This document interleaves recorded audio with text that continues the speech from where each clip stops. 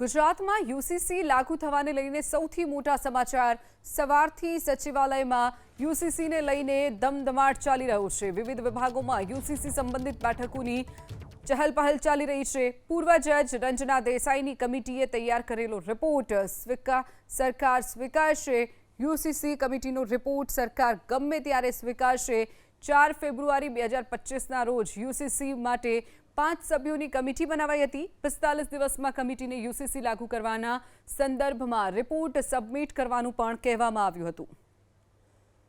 વધુ વિગતો સાથે સંવાદદાતા હિરેન રાજગુરુ આપણી સાથે જોડાઈ ગયા છે। હિરેન, જે રીતે યુસીસી લાગુ કરવાની જે વાત હતી, ગુજરાતમાં પણ આજે ક્યાંક લાગુ થવા જઈ રહ્યો છે, શું વિગતો?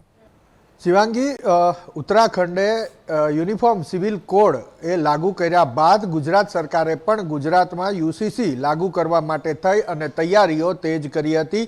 4 ફેબ્રુઆરી 2025ના રોજ સુપ્રીમ કોર્ટના પૂર્વ જજ રંजना દેસાઈની અધ્યક્ષતામાં 5 સભ્યોની કમિટીની રચના મુખ્યમંત્રી ભૂપેન્દ્ર પટેલ દ્વારા કરવામાં આવી હતી અને આ કમિટીને 45 દિવસની અંદર પોતાનો રિપોર્ટ સરકારને સબમિટ કરવાનું કહેવાયું હતું।